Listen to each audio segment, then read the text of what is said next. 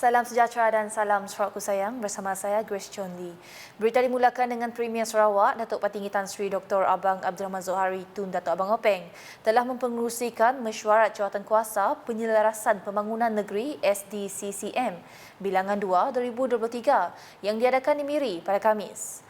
Mesyuarat tertutup kira-kira 3 jam itu turut dihadiri Timbalan-Timbalan Premier Sarawak, Dato' Amar Douglas Ugah Hembas, Dato' Amar Awang Tengah Ali Hassan dan Dato' Sri Profesor Dr. Sim Kui Hian, Menteri-Menteri Kabinet Sarawak, Setiausaha Kerajaan Sarawak, Dato' Amar Muhammad Abu Bakar Marzuki serta dif-dif kenamaan yang lain. Dalam mesyuarat tersebut, Premier Sarawak diberikan taklimat mengenai prestasi keseluruhan pelaksanaan projek pembangunan di bahagian Miri oleh Unit Pemantauan Pelaksanaan Sarawak SIMU. Selain itu, taklimat prestasi pelaksanaan projek pembangunan juga disampaikan oleh Lembaga Pembangunan Koridor Wilayah Rikoda, Kementerian Infrastruktur dan Pembangunan Pelabuhan MIPD dan Kementerian Kesihatan Awam, Perumahan dan Kerajaan Tempatan turut dibincangkan mengenai cadangan penggalian dan kerja-kerja berkaitan di Delta Batang Baram Miri. Pada sebelah petang, Premier Sarawak bersama rombongan melawat Lembaga Pelabuhan Miri untuk lawatan projek penggalian dan kerja-kerja berkaitan di Delta Batang Baram Miri. Laporan seterusnya, pelaksanaan projek rakyat di Propose Miri Water Supply Source Development Phase 2, Miri Division akan dapat menampung permintaan bekalan air bersih yang semakin meningkat di Miri. Menurut Menteri Utiliti dan Telekomunikasi Sarawak, Datuk Julaihi Narawi, projek tersebut dilaksanakan dengan kos hampir RM227 juta dan dijangka siap sepenuhnya pada penghujung tahun ini. Jadi kita dapat menyaksikan bahawa paip besar yang digunakan untuk mengambil air mentah daripada sungai Baram menuju ke sungai Bakung, dan di Bakung ada collection centernya, dan daripada situ dihantar terus ke sungai Liku dan loji air Lambe di Miri untuk diproses. Jadi projek ini kalau kita lihat tadi sepanjangnya daripada Baram menuju ke Bakung sepanjang 15 km dan paipnya ialah 1.2 meter. Beliau berkata demikian ketika ditemui pemberita selepas mengadakan lawatan kerja ke tapak projek tersebut di Miri pada Rabu. Datuk Julaihi turut menambah, projek itu akan meningkatkan kapasiti pengeluaran bekalan air kepada 300 juta liter sehari MLD setelah siap nanti.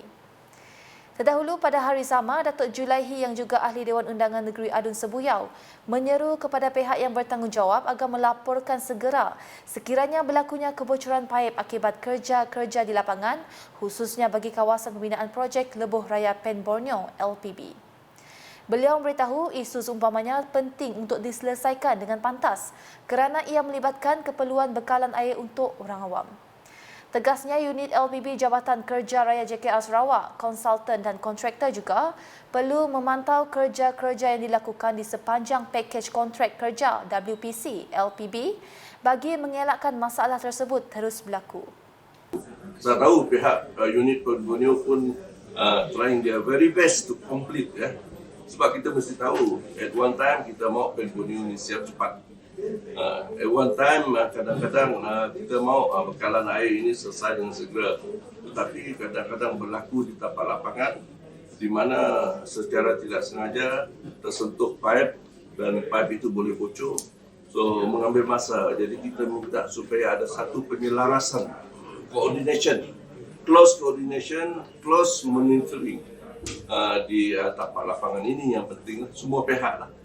Dan kalau ada kebocoran, maklumkan kepada pihak jawab dan pihak laku dan pihak yang berkaitan secepat yang mungkin supaya tindakan dapat kita ambil dengan segera. Beliau berkata demikian dalam sidang media selepas mengadakan lawatan kerja ke pejabat tapak WPC 11 LPB Berkenu. Datuk Julaihi berkata kerajaan Sarawak tetap komited untuk menyelesaikan masalah seumpamanya menerusi agensi yang berkaitan. Di Betong pula, golongan pelajar khususnya di kawasan Dewan Undangan Negeri Dun Saribas digesang mendapatkan pendidikan terbaik bagi membolehkan mereka merebut peluang ekonomi dan pelancongan di Sarawak. Timbalan Menteri Pembangunan Wanita, Kanak-kanak dan Kesejahteraan Komuniti Sarawak, Muhammad Raziz Hitam berkata, negeri ini dijangka menjadi sumber ekonomi negara dalam tempoh 2 tahun akan datang. Katanya ini disokong dengan pemindahan ibu negara Indonesia ke Kepulauan Borneo. Justru itu katanya adalah amat penting untuk anak-anak Sarawak berusaha mendapatkan pendidikan yang sebaik mungkin bagi meraih pelbagai peluang yang bakal disediakan pada masa depan. Beliau berkata demikian ketika berucap dalam Majlis Khatam Al-Quran peringkat Sekolah Kebangsaan SK Serembang pada Rabu. Sementara itu, katanya beliau akan berusaha membantu pihak sekolah membuat pendawaian semula Dewan SK Serembang dan memohon pihak Jabatan Kerja Raya JKR menetapkan spesifikasi yang diperlukan bagi kos keseluruhan pendawaian tersebut. Pada sebelah petang pula, Muhammad Razi yang juga Adun Saribas telah mempengerusikan mesyuarat ringkas bersama Ketua Masyarakat Daerah Kecil Debak bagi membincangkan tentang pelaksanaan Debak Fest 2023. Katanya Debak Fest dianjurkan semula bagi membantu meningkatkan ekonomi penduduk di daerah Debak dan sekitar. Manakala peranan ibu bapa dan guru penting dalam memastikan Pelan Pembangunan Pendidikan Malaysia PPPM 2023-2025 dilaksanakan dengan jayanya. Adun Simunjan Al-Adris berkata, ibu bapa dan guru perlu menunjukkan komitmen yang tinggi terhadap tugas dan amanah masing-masing bagi memastikan transformasi pendidikan berjalan lancar. Saya percaya bukan sahaja disebabkan oleh hasil pemusatan mereka terhadap pelajaran yang diajar, malah termasuklah kerja keras yang mereka usahakan selama ini dengan dibantu oleh semua warga guru di sekolah serta ibu bapa yang tidak jemu-jemu berusaha ke arah pencapaian maksimum anak-anak. Beliau berkata demikian semasa berucap pada Majlis Khatam Al-Quran dan Anugerah Pelajar Cemerlang sesi 2022-2023 Sekolah Kebangsaan SK Haji Bujang Ranggawan Putin di Sadong Jaya pada Rabu. Dalam hal itu, Aula turut menyuruh pihak sekolah agar terus berusaha tanpa jemu untuk memperhatikan pencapaian pelajar ke tahap cemerlang bukan sahaja dalam aspek kurikulum bahkan juga aktiviti kokurikulum. Selanjutnya, Petroleum Sarawak Berhad Petros melalui anak syarikatnya, Petroleum Sarawak Exploration and Production PSEP Sdn Berhad, telah memeterai beberapa perjanjian huluan yang mengesahkan penyertaan dalam 6 blok penerokaan di bawah Pusingan Bidaan Malaysia MBR 2022 pada Rabu.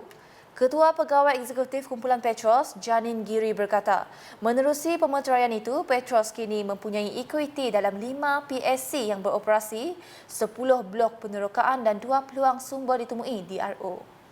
Ujarnya untuk blok darat di Miri pula, penggerudian dijangka dimulakan pada separuh kedua 2023. Beliau berkata demikian dalam satu kenyataan media pada Rabu.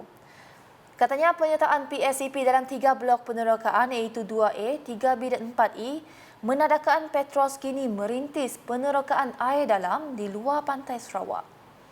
Janin mengulas lanjut, PSC laut dalam ini masing-masing akan dikendalikan oleh Longboat Energy 2A Limited Sarawak, Shell Berhad dan Inpex Malaysia ENP 4E Sdn Berhad. Manakala baki 3 blok IHT iaitu SK325, SK328 dan SK418 akan dikendalikan oleh Petronas Cari Gali Sdn Berhad. Jelasnya, perjanjian ini adalah sebahagian daripada usaha tertumpu untuk menyokong aktiviti cari gali petroleum. Beliau memberitahu ini selanjutnya mengembangkan asas sumber Sarawak dan memperkasa pembangunan sosioekonomi jangka panjang dengan mengambil bahagian secara aktif di seluruh negara. Sekian edisi malam bersama saya Grace Chun Lee. Berita lebih lanjut boleh didapati di semua platform media sosial UKAS termasuk portal ukas.sarawak.gov.my dan UKAS channel di YouTube. #menyebar fakta. Salam UKAS.